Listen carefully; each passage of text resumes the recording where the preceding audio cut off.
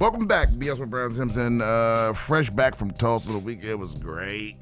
The next weekend I'm going to be out is Philly Punchline, December 11th, 12th, and 13th. And then at the Comedy Store in La Jolla, San Diego, December 19th, 20th, and 21st. The Kids Coming Home. And then January, Laugh Boston, January 9th and 10th. And then the San Jose Improv on the 25th. And the Houston Improv on the 30th and the 31st of January. So that's what we're going to be out there. Oh, and then one more. Okay, Punchline Atlanta, 5th, 6th, and 7th, February. So we coming out there. There's a lot of shit going on. The dates are all up there, BrianSimpsonComedy.com. And here we go. And don't forget, if you want advice from the advice champ, email me at BSwithBrianSimpson@gmail.com. We got some surprises in store for the pod coming up next. Sometime this next year, maybe earlier than that, because, you know, comics are bullshit. Comics are bullshit to like coordinate shit with and what have you.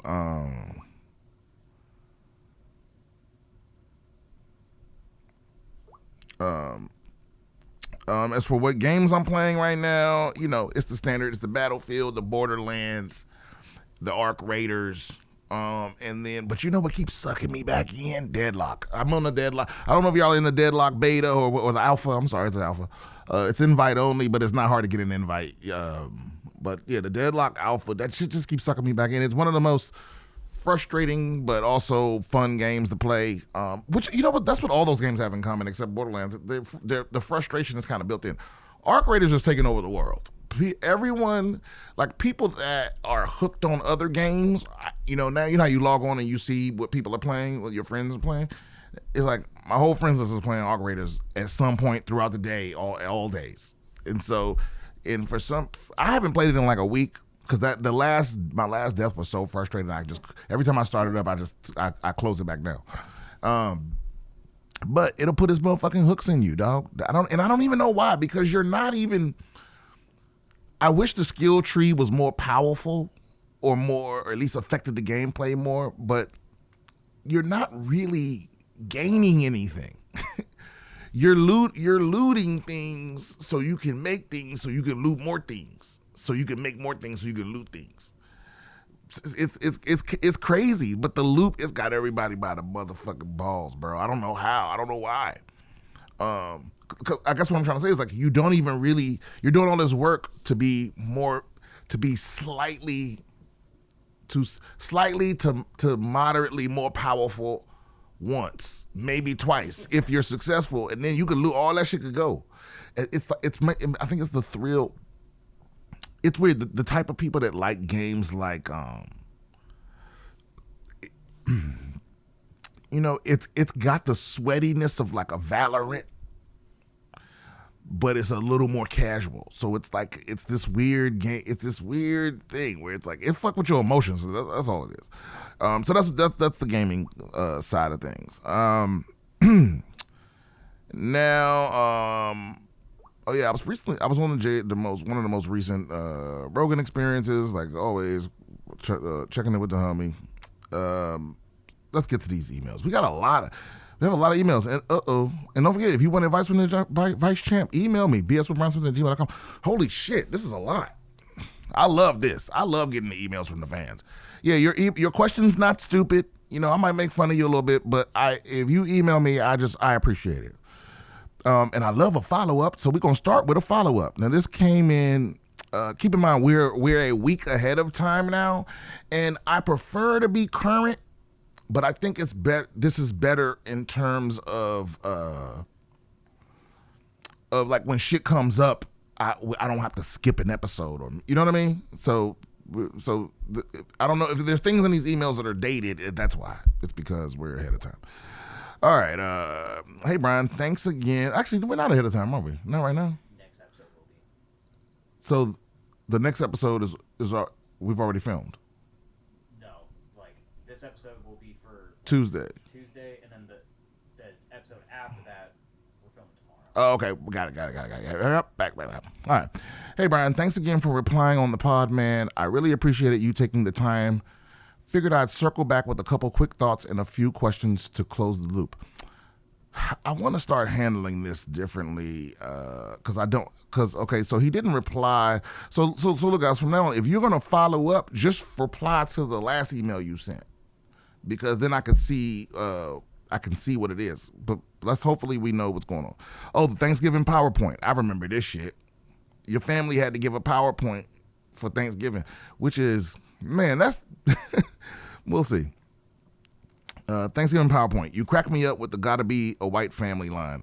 You weren't wrong either. Yeah, I know. My sister were half raised by her white stepdad, while the rest of us grew up with different last names after our parents split. When I was in 3rd grade, I'm the oldest, so yeah, technically you nailed it. Okay, so it's not a white family per se, but this is coming from the white side of the family. Okay, I'll take that. Number 2, the core. I liked your take on not recommending it across the board. That depends on temperament. Peace hit home. I've got nieces who fall out on a light jog to the cul-de-sac. They never make it past the yellow footprints. But the core definitely gave me what I needed. Direction, structure, and an edge I still use every day. I agree. I tell my fiance all the time, if our future kids inherit her brains, they can do whatever they want. If they inherit mine, they're going to boot camp or the Naval Academy. Balance in all things. Hey, I feel you on that, bro. I don't know what I would. I'm scared to have kids because I don't think I would be good at it. I don't have the patience for children. But yeah, I like that. That's funny. What's your stance on the harmless on the harmless conspiracy theories? Not the wild QAnon my aunt joined the call on Facebook type. I'm talking about the regular ass ones you think about when you're bored in an airport. Because look, I got a few that I'm convinced are true, even though I have zero proof. See, that's the problem. Right? We've mentioned this a bunch of times on the pod, but there's something called I think it's conspiracy theory syndrome, right? And what happens is you're the harmless ones are what suck you in, because you're training your brain to believe things without proof, right? And almost every person I know that just dabbled in conspiracies casually, they end up deep in the motherfucking woods at some point, because you start slowly training yourself to just not to accept things without evidence. You accept things off plausibility and with no evidence. And so you slowly start believing more and more shit with no proof. And then before you know it, you're QAnon. You're QAnon. None of those. It's the same way with people joining cults. Like nobody, like if right up front they were like, oh, by the way, I need all your stuff and I'm gonna need to fuck your wife, and at some point you're gonna have to drink poison. They wouldn't have anybody sign up, but they slowly get in your brain. You slowly start believing more and more bullshit without proof, and then before you know it, you've given away all your stuff. Somebody's fucking your wife, and you don't get to, by the way. So that was the David Koresh joint, right? I think, right? He was fucking the wives, but then it was. But he was telling other people to be celibate. Then Jonestown was the poison. Okay, yeah. So yeah, that's the scary thing about casual conspiracy theories is it's not, it's fun to contemplate, but as soon as you start going, I believe some of this shit actually, that with no proof, and it is more nuanced than that. Because there are things that are simply logically, like Kennedy, for example. I think, as far as the proof goes, as far as the things that we know, I can confidently say that there's a lot of shit they not telling us. But where you lose me is the people that start going, no, this is actually what happened.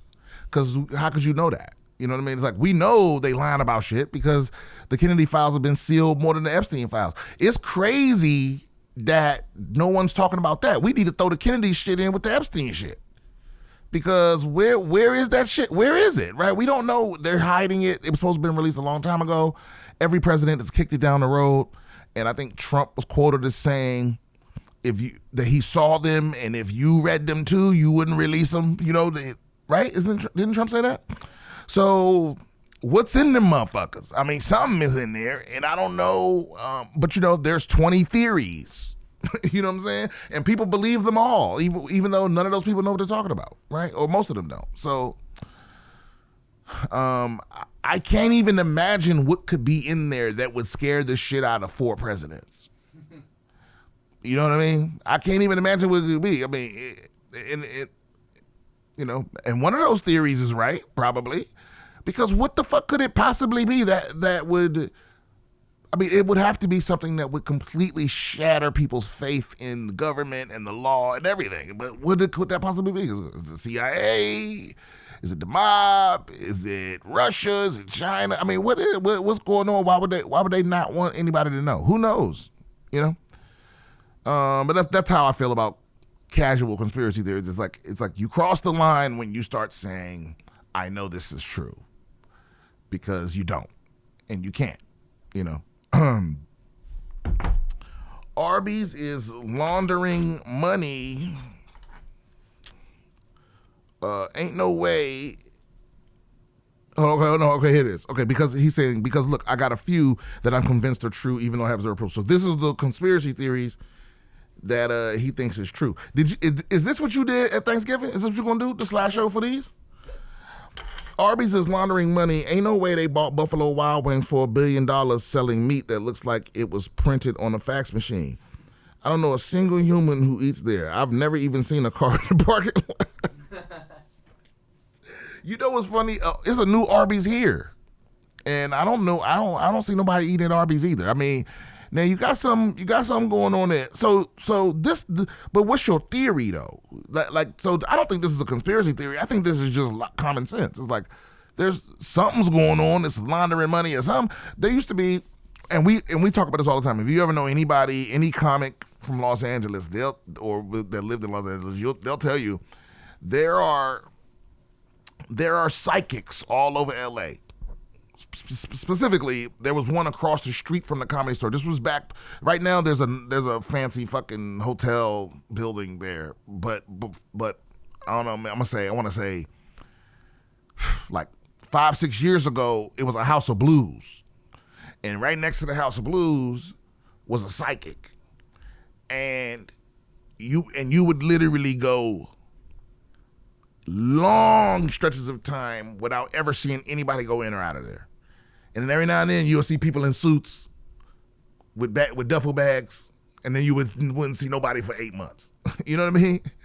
And in those places, and then where I lived in LA, I forget the name of the fucking street, but it was one of the main streets where one of the Scientology castles is. Not Sunset, but another main street.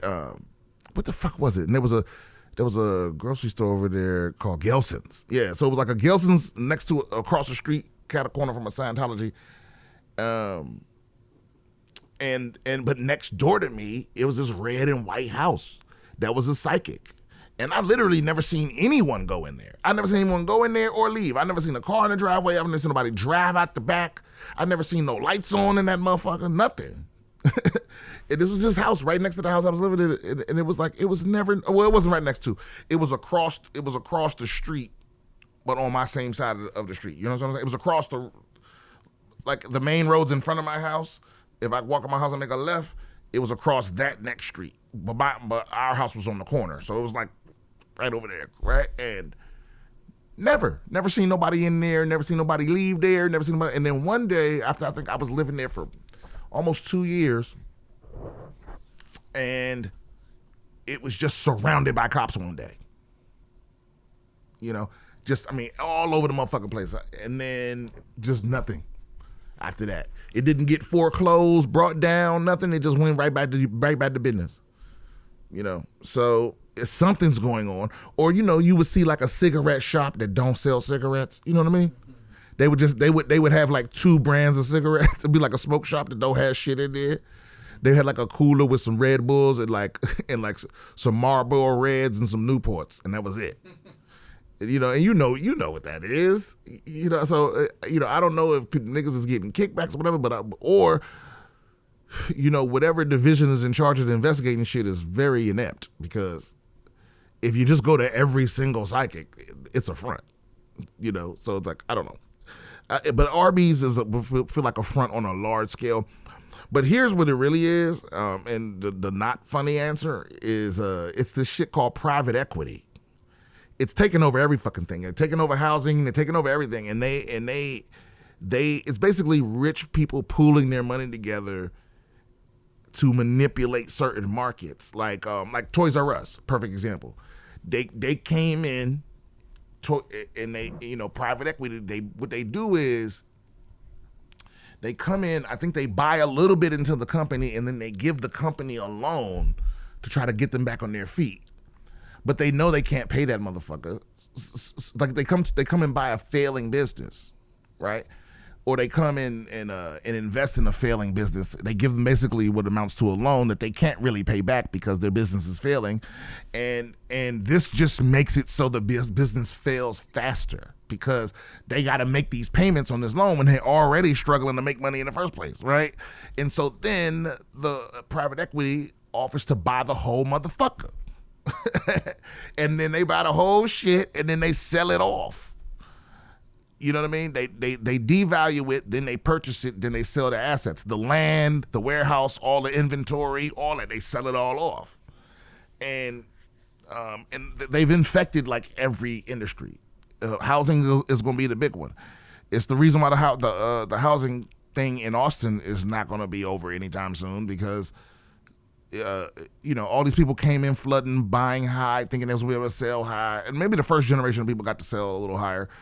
But now what's happening is there's homes for sale in Austin, like because the housing prices are going down. There's homes for sale here, but they're building new homes right up the street that cost the same.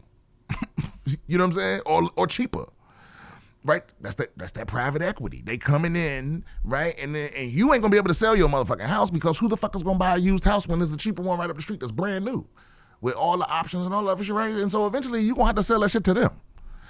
Or you have to sell it at a loss, right?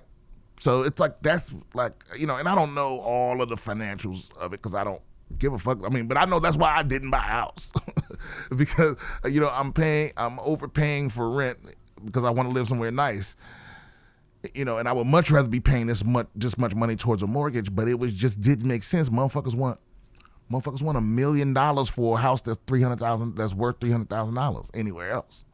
You know what I mean? And I ain't even talking about I ain't even talking about in the city. I'm talking about outside the city. Motherfuckers is overcharging.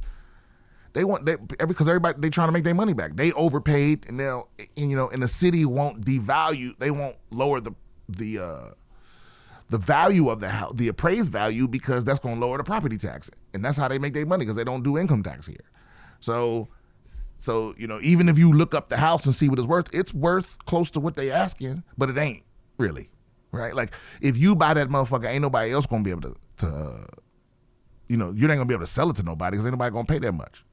So it's that kind of shit that's going on. I digress. Okay. Let's see your other stuff. Mattress stores also laundering money. I agree with that for sure, no doubt about it. Because every time I'm in a mattress store, I'm like, how often are people buying mattresses? Because I never see more than 2 people in there. Like, every single time in my whole life I've ever been in a mattress store, there's at most been 2 other people in there, and most of them ain't buying a mattress. They're not gonna buy one. So yeah, you're right about that. Here he goes. There's always 3 of them on the same street. Nobody buys mattresses that often. You get one mattress and you ride that thing into the afterlife. Something ain't right. I got nothing against it, but if true, I want to own a mattress store. I think if you own the mattress store for money laundering purposes, you got to be making money some other way. You got to have money to launder. Oh, you saying if true? Yeah, I'm not sure how mattress stores make money. I don't know if all of them are in the conspiracy business. You definitely should be replacing your mattress every 10 years or something like that. It's little critters and creatures living in that motherfucker. If you, and I know most people don't do that. Just like you're supposed to change your pillows like every 2 months or so, 3 months or something like that. And most dudes anyway, if they didn't have a wife, they would let their pillow turn syrupy brown before they replace it. But yeah, it'd be all type of mites and shit percolating in them motherfuckers. I mean, ever since I've been able to afford to, I got a running. It's one of the few things that I have a running subscription from Amazon. Like, every 3 months I get 2 new pillows. I got 4 pillows on my bed. The ones on the bottom come to the top, and the brand new ones go on the bottom. And so I just be flipping them Jones, and I keep a gray pillowcase on the new ones, and whatever the rest of my sheet set is on the ones on top, so I know which ones are which. You feel me? Because that stopped. I stopped having like all these like breakouts on my skin and all that little shit because I just replaced them joints. Anyway, third, Spirit Airlines is a government stress experiment. This dude funny, man. Who the fuck is this? I'm convinced FEMA uses them to calculate the breaking point of the American spirit.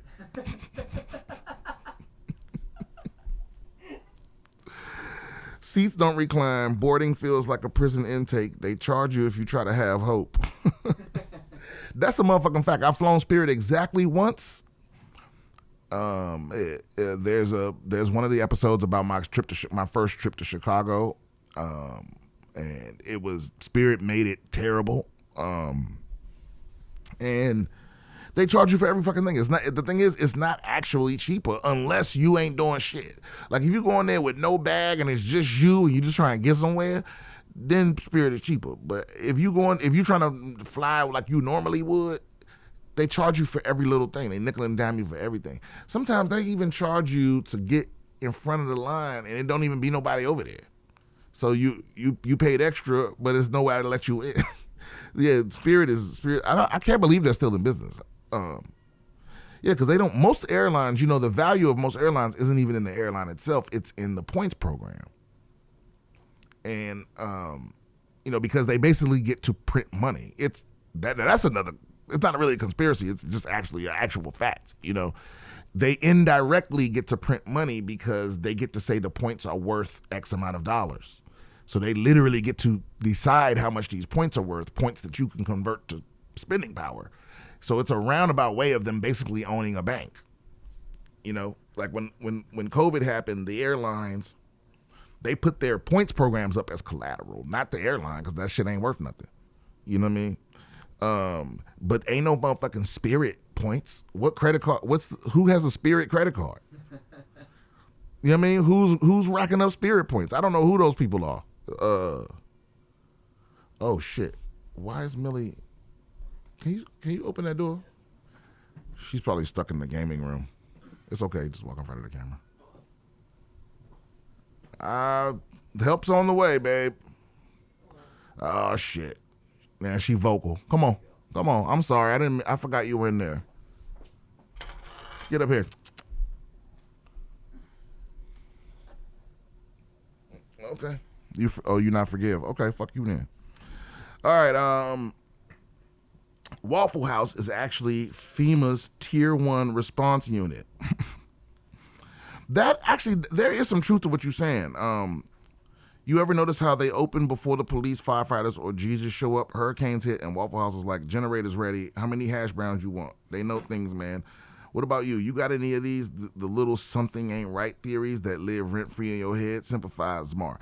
No, now, you're right. I got little something ain't right theories. Not. I wouldn't quite put that in conspiracy theory territory. But there is something to the Waffle House thing. I don't know if you knew this ahead of time, but they actually, the government actually uses whether Waffle House is open to determine like how fucked up shit is, right? I think we looked that up because I know that was a thing earlier. Let me see. Government uses Waffle House.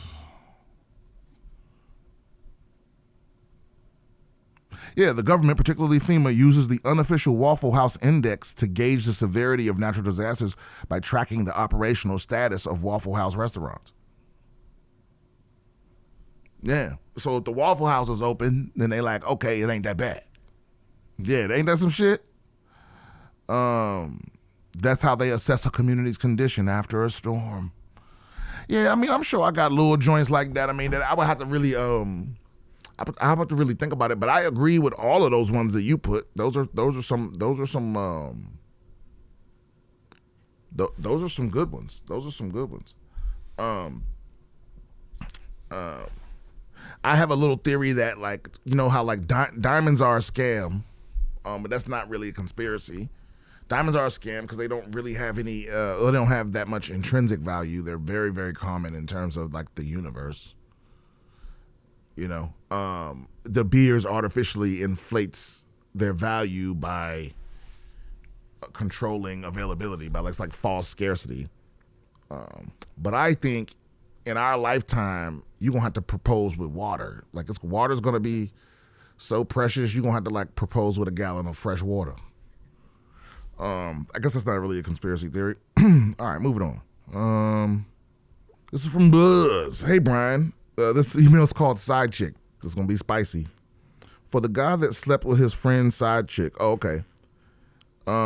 So y'all, that's 2 episodes. Actually, it spanned 2 episodes. You're gonna have to go back and look it up yourself. But basically, a guy somewhere in the Middle East, we figure, started banging his friend's mistress. And it got real spicy. It got real complicated. Okay, so he says, for the guy that slept with his friend's side chick, just saw Mel Robinson's talk about this exact thing on Two Bears. She said when she was, oh, wait a minute, what? She said when she was younger and wanted to break up with her boyfriend, she would cheat on him so they would break it off instead of doing it herself. Yeah, man, listen. When it comes to that heartbreak shit, some women are fucking cold-blooded, bro. For real, man. Like, it's something, or maybe it's my, my male bias or whatever. But like I said, there's a reason why hell hath no fury like a woman scorned is a cliche. And keep in mind, women haven't had power until recently. Like, a woman couldn't get a bank account until like 1985 or some shit, right? Without a man or husband. So it's like, even throughout history, even though women have been traditionally second-class citizens in almost every modern society, they still have managed to fuck certain men up so badly that the saying, hell hath no fury like a woman scorned, has survived the test of time. Because there's something about that where it's like, because there's nothing quite feels as great as a woman's love. But once a woman decides she don't love you, nigga, shit can get real cold, nigga, And I think my part of it is, I heard Carlos Miller talk about this, but I don't think men recover from heartbreak as well, right? And I think most of it is just because we don't do emotional labor for our friends to that degree. It's not expected where, a woman can get her heart broken and just dive into her girl circle and get, caressed and lotioned and massages and mimosas and, makeovers and all that other shit. And the dude you might get a talk out your boy. And that's about it. And maybe you can talk about it a couple more times with somebody like, hey man, you need to get the fuck out of here with all that. You know what I'm saying? I told you I ain't like the bitch when you met her. It's that kind of shit. So I think men, because we have to self-soothe, that heartbreak just hit different, And yeah, I mean, it's wild to cheat, because it's like, you already gonna break up with the nigga. Why you gotta cheat on him so that that don't make no sense. That's like evil. Like, I don't know. Maybe somebody can write it and explain it to me, ladies. Why is it important to you that they break up with you and when you don't want to be with them? Right? Like, because it's one thing to say, because I've heard people go, if you're going to cheat, why not just break up? But this isn't just cheating. Like, it's one thing because some people want to cheat, but they want to stay together. The cheating is, they just want someone on the side, but they still want to be with the person they're with. They're not cheating because they want to get caught cheating, so you break up with them. Like, what's the point of that? Like, think about how fucking insane that is. You can just break up with somebody, but you're going to cheat on them and then let them find out so they break up with you instead? Or is that like some kind of like, what do they call it when the people religious people beat their back with a whip? What is that? Flagellation?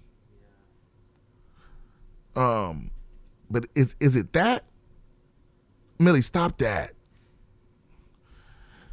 I don't know if y'all just saw the camera shake, but my cat is obsessed with the producer right now. She's trying to. Okay. Yeah, but I don't know what that's about, bro. Who you talking about? Yep. Self-flagellation. Self-flagellation, bro. I'm 2 for 2. I'm 2 for 2 today. Yeah. Yeah, I don't get this behavior, but I'm going to watch that episode, the Mel Robinson episode of Two Bears.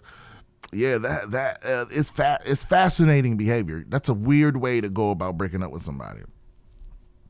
All right, next email. Dear Vice Champ, I'm looking for you to talk me out of... Oh, here we go. You're not going to listen to me. I'm looking for you to talk me out of being a bachelor for the rest of my life. Okay, I'm 42, retired from the military, and sitting on several income-producing assets sprinkled throughout the country. I've been retired for the last 2 years. I traveled to Kenya, Brazil, and Colombia, and spent significant time in those countries learning the culture and experiencing life abroad. I've learned to speak Portuguese fluently, and I'm working on my Spanish. The life that a man bringing in $5K a month can live in those countries is incredible. I've just started to question how bad I want children. If it were not for the desire to have children, I can't think of a reason to take a wife. The risk of losing half, if not all of your income just by getting a woman in the U.S. pregnant is a huge deterrent. It's almost guaranteed that you will get chunks taken out of your income if you marry a woman in the U.S. I'm speeding towards a life of peace, beaches, and beautiful women, and I can't see a reason to reconnect back to the American dream and the nuclear family. Hey, man, you ain't got no arguments here. What you want me to convince you of? Somebody look like somebody that already told you the truth. I don't understand it either. It's funny because, maybe it is something I don't understand. Because rich people get married all the time, and I don't get it. Rich dudes will live their whole bachelor life, then as soon as they get their biggest bag, they get married. But I heard, I don't know if y'all heard that dude, what's his name? Patrick Bet-David. I heard him say one time, actually this is when I first heard of him, but I think for some people it's legacy. Like you said, it's children. It's about leaving something behind.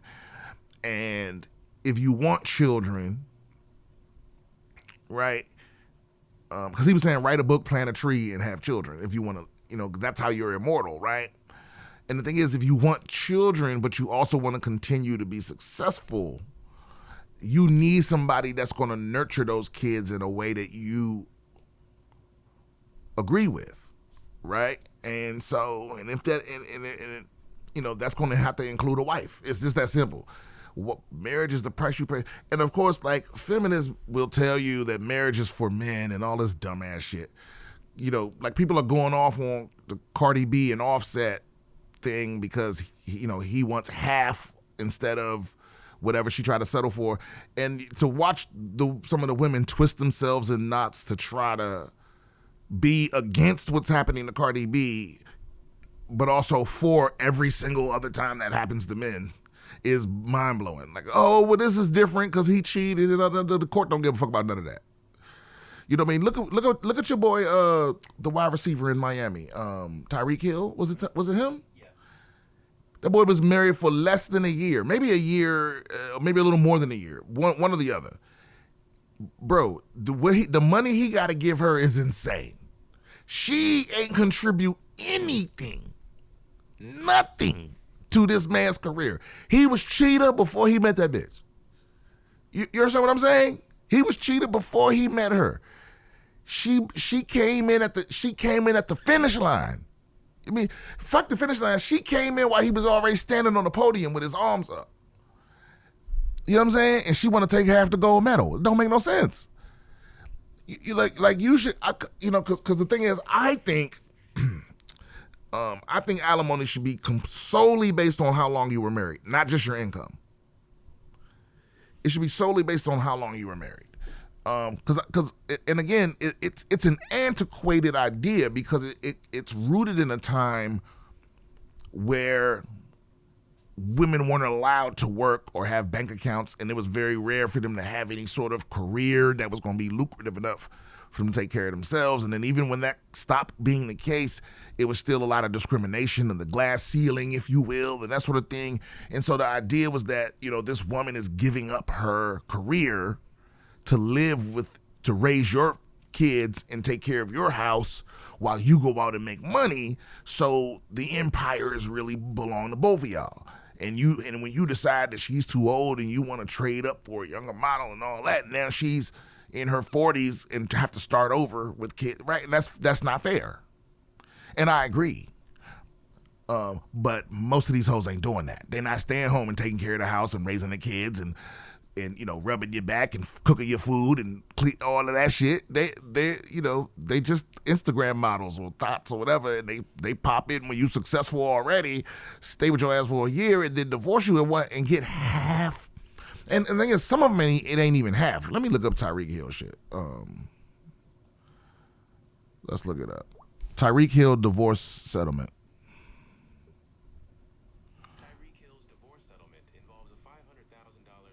Okay, so you stop reading. So it's a $500,000 lump sum, a monthly status quo payment of $20,000 to $50,000, a $457,000 payment for his ex-wife's legal fees, and a $100,000 car allowance. Right? He will also continue to pay the mortgage, insurance, utilities, and internet for the $5.5 million condo where his ex-wife and child will continue to live. Brother, what? What? And that's not even child support. That's just for her. So we ain't even factor in the child support. Cause I don't understand it. I don't understand how you can marry a nigga for 9 months and then get $500,000 and then $20,000 to $50,000 a month plus all your legal fees. Plus a $100,000 car allowance. I'm sorry, why do you need a $100,000 car? Because this whole idea of like maintaining your lifestyle is like, yeah, your lifestyle, you got your lifestyle from me. When I met you, this wasn't your lifestyle. You got your lifestyle because you were my wife. Right? Why do you get to keep that lifestyle when you leave me? That doesn't make no sense to me.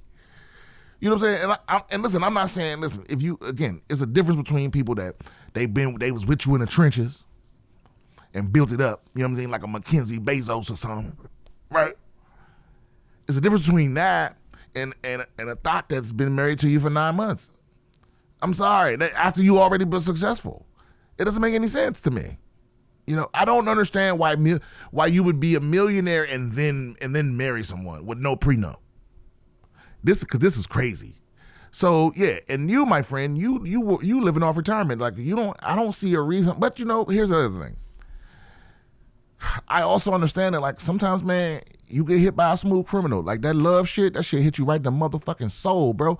And you don't want to lose that person. And if she requires marriage, nigga, you gonna marry her. Just get a prenuptial agreement. That's all. Get a prenup.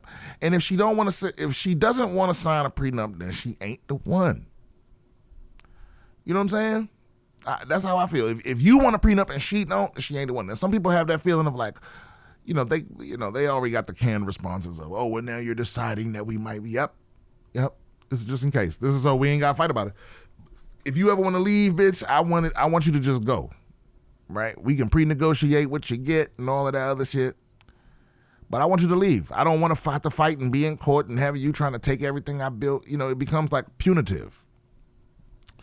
And so now we're at this point now where there's so many rich women now, or way more than ever, that it's starting to happen to women. And now all of a sudden they don't think it's fair. When it's their favorite celebrity, when it's Cardi B or Beyonce or Rihanna or somebody like that, then all of a sudden this is bullshit. I saw a fighter saying that. Like, he's not a man. Who was it? Mackenzie something. But she, when that reality hit her motherfucking ass and she got to take care of her ex-husband, she don't like that shit. It's like, yeah, I know. It's never been fair. It's never been fair. It's been justified with an argument based on fairness, but it's never been fair. I've seen divorces fucking destroy men. I've seen divorces lead people to suicide because the court just fucking hammer you. They just hammer you. I've seen motherfuckers they get a bonus and then their ex-wife want to come back, because they heard a rumor from the church that they got a bonus and they want a piece of that too. They want a nigga's retirement, all that. They want your ass eating cat food with roommates while they living in your old house, driving your car that you paying for all the bills and all. I mean, that's crazy, nigga. Why do you get to divorce me and then keep living like you didn't? That don't make sense, bro. So that's why you know a lot of people be they be breaking up their family over shit. You know, especially if they start making more money than you. Without fail, bro. Every single time a married woman blows up as an influencer, she will divorce her husband. 100% of the time. Maybe not 100%, but I would love you to send me an example where it didn't happen. You know, if the woman, like I'm talking about regular people, if the wife becomes an influencer and blows up, she's leaving that nigga. There's no ifs, ands, or buts about it. You know, and so, you know, like you said, it's not a rational thing to do. You know, especially, I mean, definitely not in America because, like I said, it's not fair, it's not rational. Now, you go to one of these other countries where, you know, it's a different story in certain places in the world where, like, wives be really wives out here. You know what I'm saying? And they don't give a fuck if you a millionaire or if you a motherfucking, you know, if you a plumber. You know, like your wife's still doing wife stuff. And so, you know, if I could get that, I would marry somebody. If I could marry somebody that would actually like do all the wife shit, that wants to be like a stay-at-home wife and do all of the wifely duties and shit, I would love that. But, you know, the culture in America is everybody wants to be a boss bitch and this and that and brag about what they can buy and what, you know, all of that other stuff. And so, you know, that's the world you're jumping into. Not to say there's not like wifey people here. It's true, but you know, by the time you our age, most of them snatched up. You know, they either snatched up already or somebody done broke their heart or ruined them, and they, you know what I mean? Like it's rare. It's gonna be rare for you to find a 40+ woman that wants to be with you, right? So that's the key part. 40+ woman that wants to be with you, that's not already divorced, that has a few kids and bitter about some nigga from the past, and wants to be a stay-at-home mom. But they out there somewhere, you know.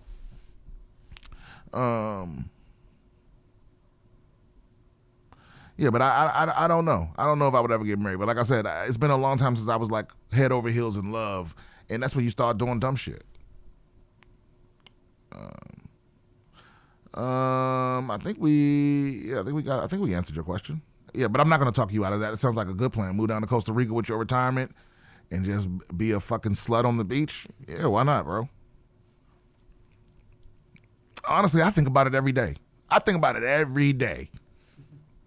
Not that plan specifically, but I'm often on this emotional roller coaster of, because I love comedy, but I hate show business. I hate everything about it. I hate all the politics and all the. It's because, you know, I left corporate America to do art, and then when you start getting some notoriety with art, it becomes corporate again, and you're dealing with all those same kind of people with all their fucking buzzwords. Like every time I hear somebody say "circle back," I just want to fucking slice their throat. You know what I mean? I just want to kill everybody in the office. You know, and so, you know, it's that kind of shit and I hate it, and the politics and the subtle lies and the manipulation and the exploitation, and it all just irritates the fuck out of me, and in a way that I can't describe. And you kind of have to tolerate it because it's part of the thing. Hey, baby, we're not talking about you. All right, she forgave me now for locking her in my computer room. Yeah, but I'm not sure. Okay. Aiden. Okay, here we go. Tulsa deaf girl victims. Okay, so this is a story about, I'm not sure if he's going to tell the story in here. This is a long-ass email. But there was a disruptive couple in one of my shows when I was in Tulsa this past weekend. And it was a girl she wasn't deaf, she was hard of hearing.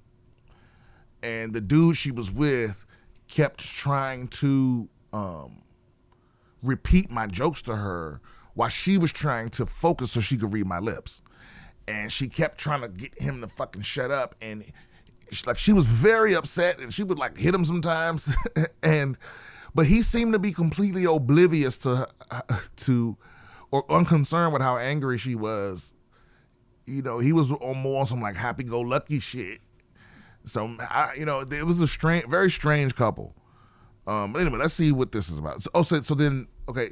So there was another couple sitting beside them, and when the show ended, we went outside, and that other couple came up and was like, "I'm sorry you had to deal with that," and they explained to me what was going on and how they had to try to like mediate the situation. And then right when they started to like give me the whole goods, the couple with the deaf girl came out, and they started all over again. And so this is them following up. So what's up, Brian? This is Aiden from your Tulsa Saturday Late Show. Before I get into it, the title is facetious. Tulsa Deaf Girl Victims. Okay, yeah, I know. Me and my girl had a great time at the show and laughed about the whole awkwardness of the situation, and we don't feel victimized at all. Okay. Now, for the fellow beaver pusses, here's what happened. Me and my girlfriend went to Brian's show at the Looney Bin in Tulsa, and we struck up a conversation with the couple next to us before the show. The dude was tripping about the waitress not getting to them at the same time as everyone else. The girl said something, and I didn't hear her. I have somewhat bad hearing. And everybody got it. It's contagious down there. And so I was like, sorry, what? I'm a bit deaf. And she went, oh, you too? And I was like, fuck, the girl was either fully or partially deaf, like medically. Yeah, she was very hard of hearing. She wasn't completely deaf. And so I clarified telling her, I'm not actually deaf. I was just using a figure of speech. Awkward, but she was cool about it. The guy gets the waitress attention and they get their drinks. All's well that ends well, right? Wrong. As the show starts, I notice the girl is leaned over trying to read the comedian's lips, and I'm kind of sitting in her way, so me and my girl decide to offer them the seats on the other side of our table so she can see better and enjoy the show like we were trying to. We were sitting on the wall to the stage's right. Okay, I remember y'all. They take us up on our and move over. Again, the girl was lovely, super cool, very thankful, and also pretty drunk. I remember that, yeah, which we immediately began to notice. Side note, didn't realize how hard it would be to tell if a deaf person is drunk until they're sitting at your table. That's facts, though. That's facts, because, the speech is a little off from the deafness, but then your speech could also be a little off from being a little twisted. And I got the same experience. And when I met the girl outside, I was like, what is this? What is contributing to this? Is it the drunkenness or the deafness? But she was cool, though. She was cool to everybody except him, except the dude she was with. Anyways, the boyfriend immediately starts talking to her on the show, talking at regular volume in her ear. Started off just flirty shit, and then he kept trying to repeat into her ear everything the comedians were saying, and also trying to explain the jokes. Should also mention he was pretty drunk too. I assume that she could read everyone's lips just fine because she kept telling him to shush. I'll repeat that. The deaf girl kept telling her hearing, completely not deaf boyfriend to shush. I still can't get over the irony. Me neither, brother. They keep going on like this the whole show, with them getting up either to argue, I assume, or for her to pee until we get to your set. Finally, after trying to ignore it and seeing that the girl is getting frustrated, I tell the dude, hey, dude, you're low-key doing too much right now. We're trying to hear the show. I like to point out also, this dude is not a deaf interpreter. He don't even do sign language. He's drunkenly talking at a normal conversation volume into her ear, everything the comedians on the stage are saying with his own commentary. Well, he gets mad and they both storm out, and we don't see them for the rest of the show. So we figured they left, and we relaxed and enjoyed the rest of the set, by the way. It was a great set, super funny. So the show ends, and we see you sitting outside smoking a cigarette, and I was finna walk by and just email you the story, but my girl was like, don't you want to take a picture? And I was like, damn, you right. So we walk up to get the picture, and I start telling Brian about the story, and my fellow beaver pusses, the deaf girl walks up and introduces herself to Brian.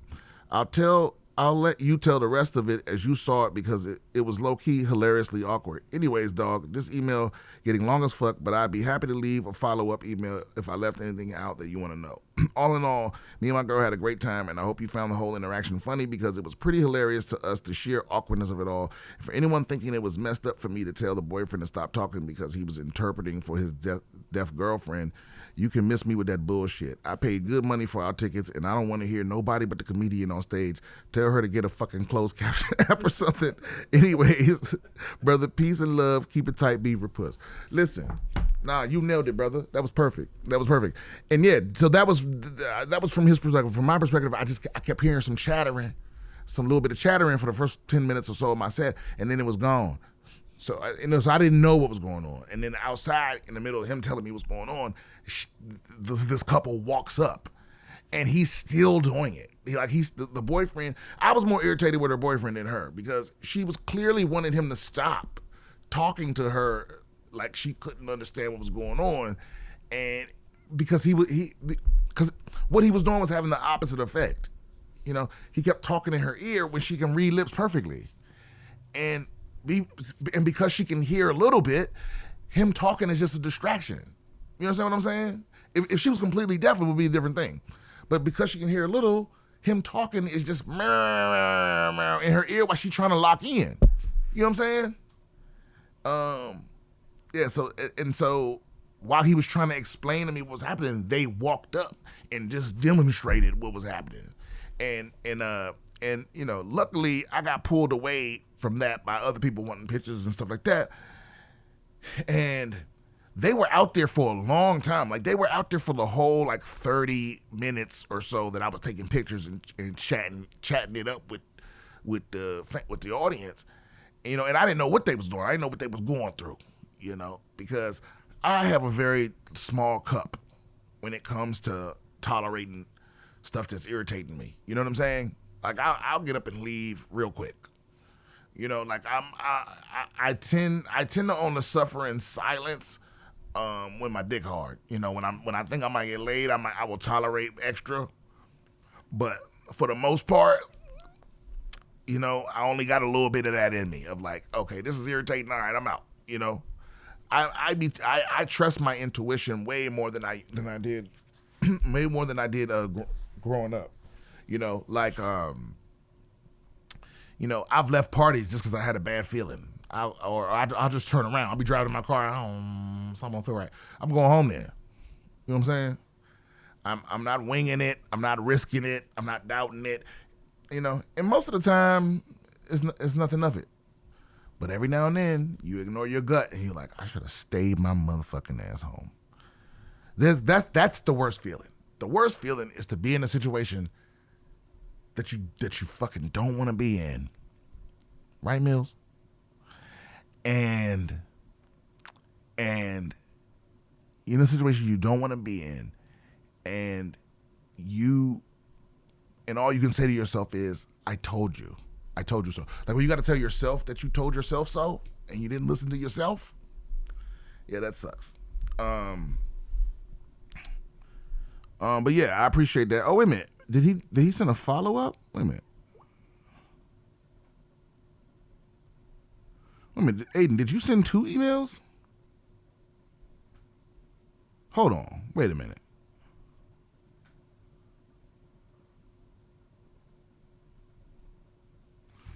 Why did you send 2? Now I'm confused, Aiden.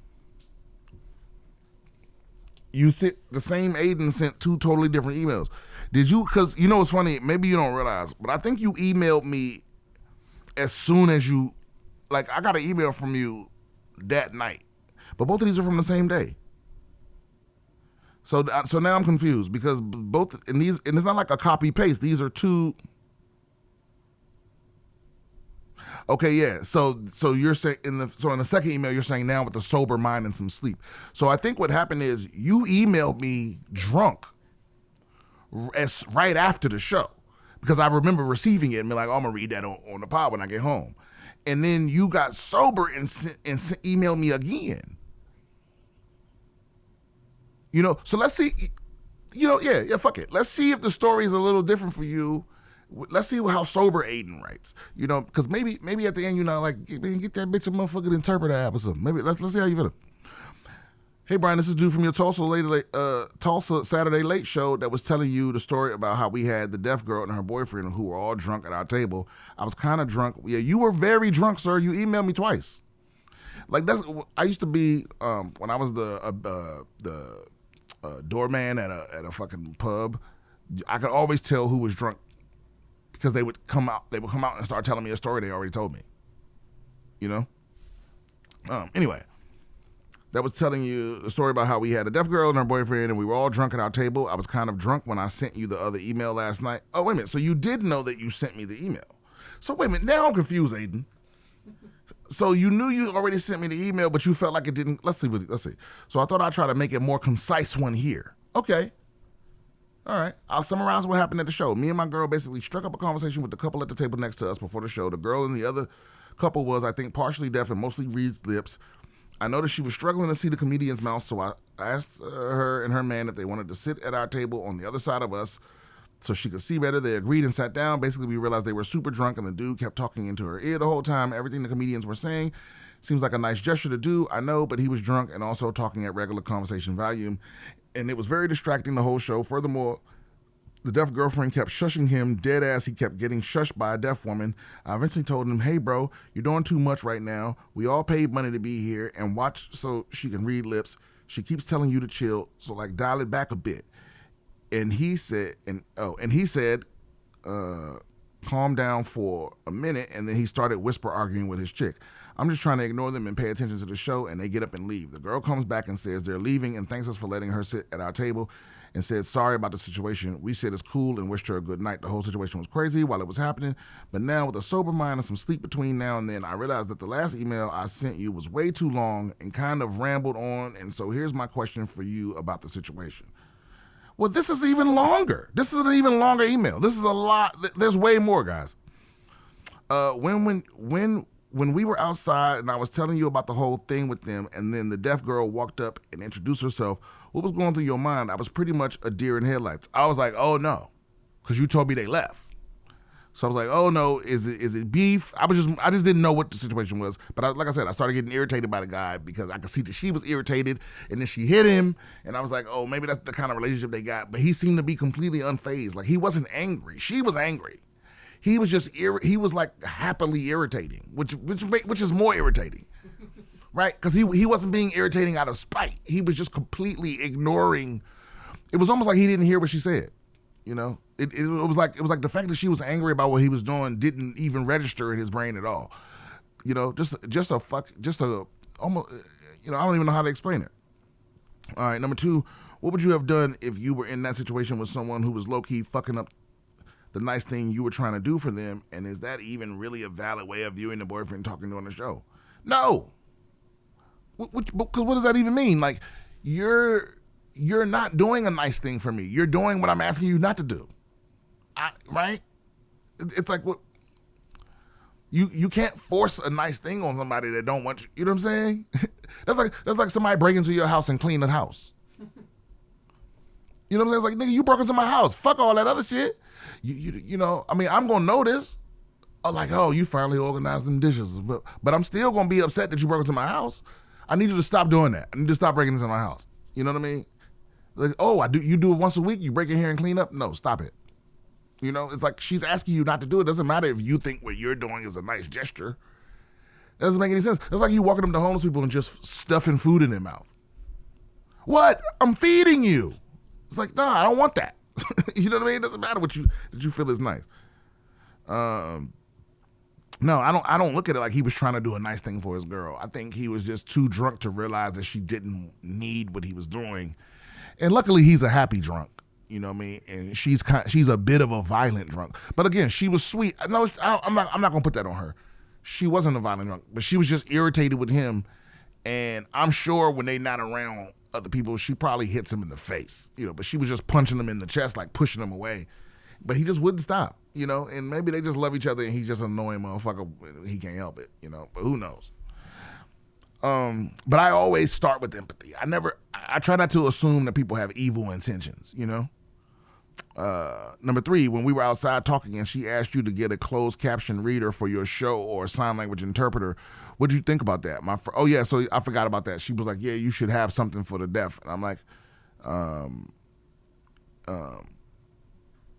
and my first thought was, don't they make text-to-speech apps? Well, that's what I said to her.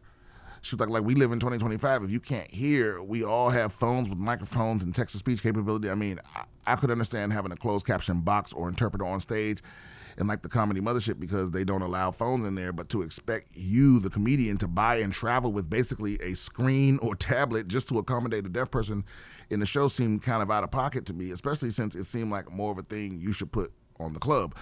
I mean, yeah, I've been at shows with interpreters on stage, but that's never something that I've had to do because I don't know if there's going to be a deaf person there, you know, and she might be the first deaf person to come to one of my shows. So it wouldn't be something I would be opposed to doing if it was something that happened more often.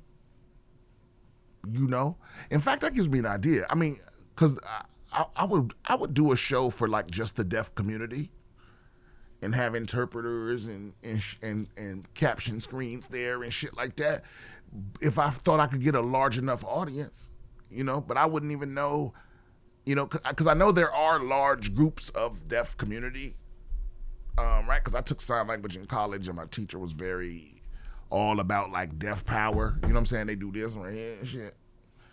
And I know I'm not making that up. That's like they fucking, when they march for their rights and shit, they be like, oh,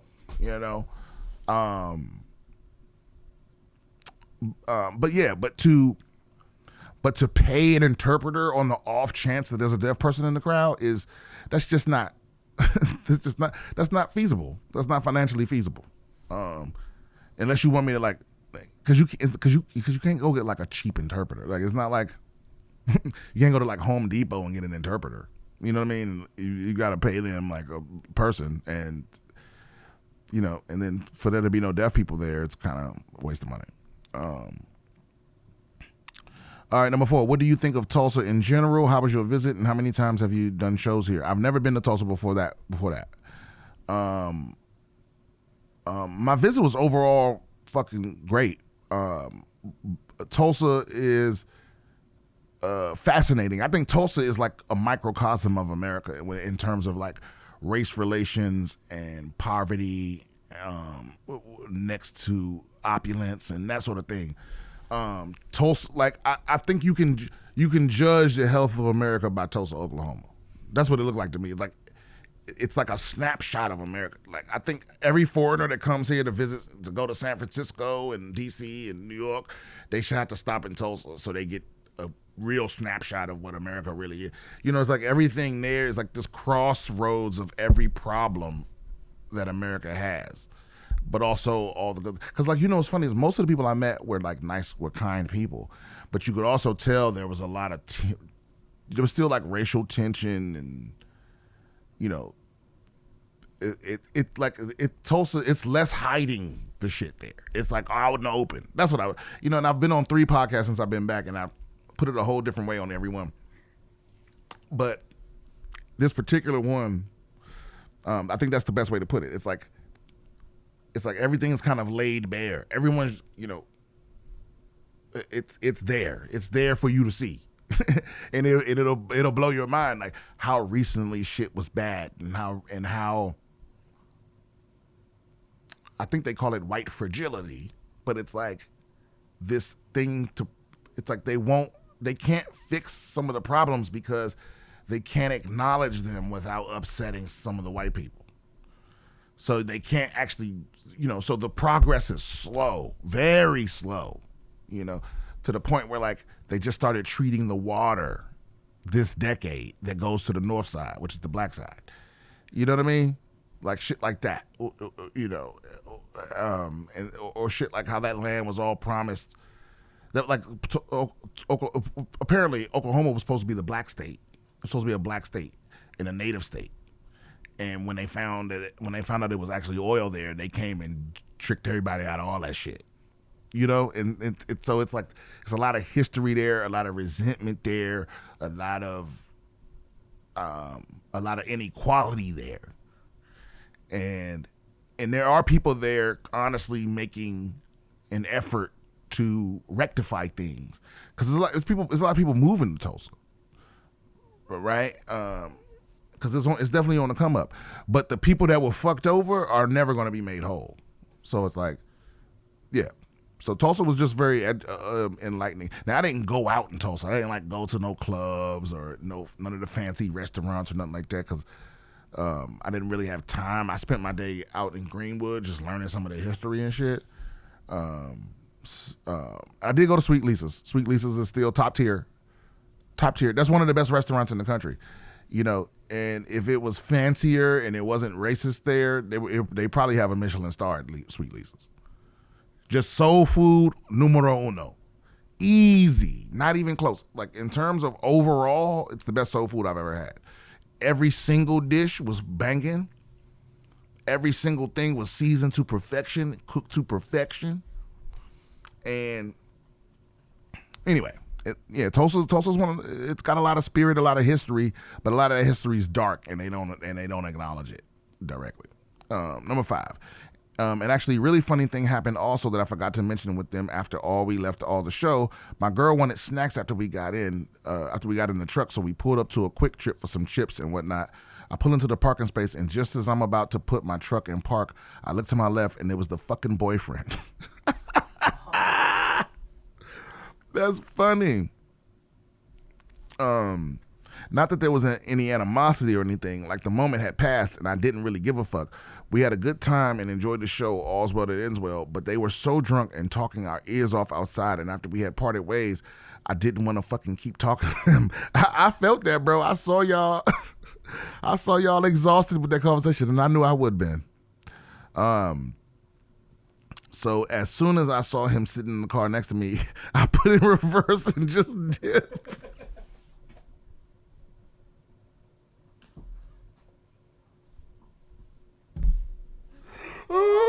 Oh, brother, I feel you, spirit to spirit. That's exactly what I would have done, bro. I'll tell you, because I was over the conversation after 10 seconds, and then when y'all got trapped talking to them, I was like, man, those poor bastards. And then when y'all finally got to walk away, I can't even imagine pulling up to the gas station and seeing these motherfuckers. I would have risked running out of gas, because that's why a jolly, irritating motherfucker is worse, because when they're not being mean, they're not being mean enough for me to feel comfortable being mean. You feel me? It's like, it would be different if he was like, fuck you, and then you could be like, well, fuck this motherfucker, fuck you, and just walk past him, don't even talk to him. But they're being nice, and so you feel like an asshole, right? But it's like, at the same time, I'm of a certain age. You know what I'm saying? And I don't know if I would have reversed, because I got a little bit of my mama in me, and I'll get to a point where I'll be like, hey man, I don't want to have a conversation right now. Nothing personal. I gotta go. You know what I mean? But leaving is also an option, and if I was in the right state of exhaustion, I might have done that. Because I know when I'm tired, I'm more grumpy and I'm more likely to say something mean. And it could, and that could go either way, and it ain't even worth it for real. So, either way, good decision, solid beaver puss move, in my opinion. If there's one thing I've learned from podcasts, it's to protect my motherfucking peace. And a second awkward conversation with drunk people is not peaceful to me. Just wanted to know your thoughts on that. You got them. Love to hear your input on all of this, and I hope you read this email first and not the other one. Well, you can't have everything. Because honestly, after reading the first one back, I wish I had just typed up a note on my phone, slept, and then read it back in the morning before sending it out, because I feel that this email is much better formatted and hopefully less confusing and better on time. Keep it tight, Beaver Puss. P.S. I'm glad you brought Lucas with you on the road. Lucas McCrary, everyone. Follow him at, it's something hot female comedian on Instagram. P.S. I'm glad you brought Lucas with you on the road, because the local guy was dog shit. Tell him he did a good job to save the energy of the room, because for real, the other dude was dog shit. Well, I didn't see the other dude. I heard he was okay. I didn't know if he was dog. I didn't hear anybody say he was dog shit, but I believe you. You're honest. If you say that. Yeah, but I'm not sure if the second email was better. Right? Because I think the first email was probably more concise. It was definitely more honest. It didn't feel like rambling to me. It felt like it told the story pretty good. I mean, the second email had a little more information, but it actually ended up being longer than the first one, when your goal was to be more concise. It seems like your goal was actually to be better understood, right? It seems like you were more concerned about what I was going to think about your email than you were about just telling your story. The first one, you was just telling your story because you was drunk and you was over it. And I think the second, when you woke up and read it back, you were afraid that the email made you look a certain way. Fuck that. I mean, that's how I live life, because I want to tell the truth as much as I can. Sometimes it's difficult. Sometimes I'm a bitch. Sometimes I just don't feel like arguing. But no, I didn't think the first email was so bad that you needed to write the second one. But we did get the tidbit about the gas station. And so, yeah, I always read the emails from oldest to newest so that I don't miss skip anybody. So yeah, and again, I don't read them ahead of time. I see that I got one, but I don't read them ahead of time. So yeah. That's been our show. Don't forget, if you want advice from the advice champ, email me at BSwithBrianSimpson@gmail.com. See me on the road at BrianSimpsonComedy.com and follow me on social media at BS Comedian on all platforms except TikTok, where I'm Brian Simpson Comedy. All right, I'll see y'all next time. Keep it tight, Beaver Puss.